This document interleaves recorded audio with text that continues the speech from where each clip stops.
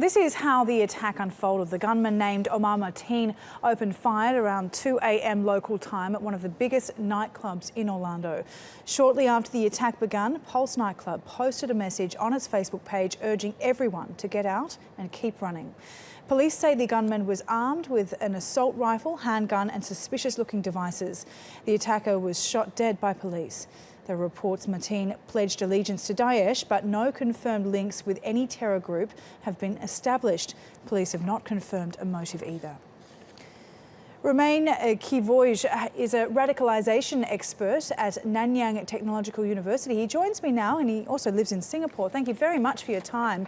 Now, Daesh has claimed responsibility for the attack. The terror group would like to claim a high-profile attack in this one, no doubt. Do you believe that Omar Martin could in some way have been linked to the group? Well, for the moment, it's a bit unclear. We don't know whether Omar Martin was trained by IS, sent by Islamic State, or even if he had any kind of contacts with Islamic State, with the leadership of Islamic State in Iraq and Syria. It does not mean, however, that there's no connection at all.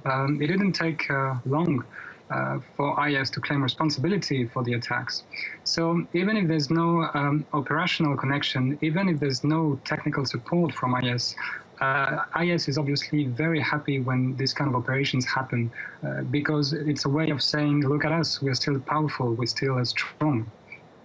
Yeah, the shooter is an American citizen, we know that, and he claimed allegiance to Daesh. But we haven't, and we have, of course, heard a lot about homegrown radicalism, but not a whole lot about how it develops and how people are targeted.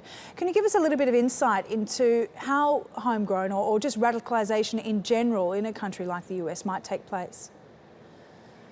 Well, radicalization is a complex field and many different causes, many different factors are involved. What is interesting is the potential ideological inspiration. It's the pattern of these attacks seem to be close to the Boston bombings in 2013 and the San Bernardino shootings last year. In all cases, it seems that we are dealing with radicalized or self-radicalized individuals who do not have links with a terrorist organization like Al-Qaeda or Islamic State, except, of course, the ideology. And that makes this kind of operations of terrorist attacks very difficult to counter, because when there's no technical connection, when there's no support with the terrorist groups and communication with the terrorist groups, it's very difficult to detect.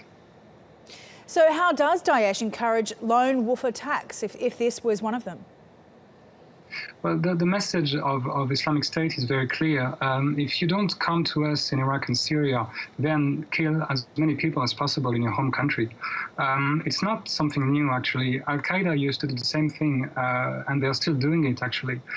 What is interesting is that Al-Qaeda started to rely on this kind of operations after 9/11 and after the Madrid bombings in 2004 and the London bombings 1 year later. In other words, Al-Qaeda started to rely on this kind of operations because they didn't really have the capabilities, the resources to mount complex operations like 9/11. And I think that's the same thing with IS today.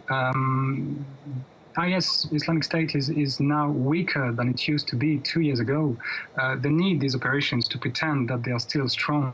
They need this operation to pretend that they are a powerful force, which I don't think is true. Okay. All right. Really appreciate your insight there, Romain. That's Romain Quivooij from the Nanyang Technological University in Singapore.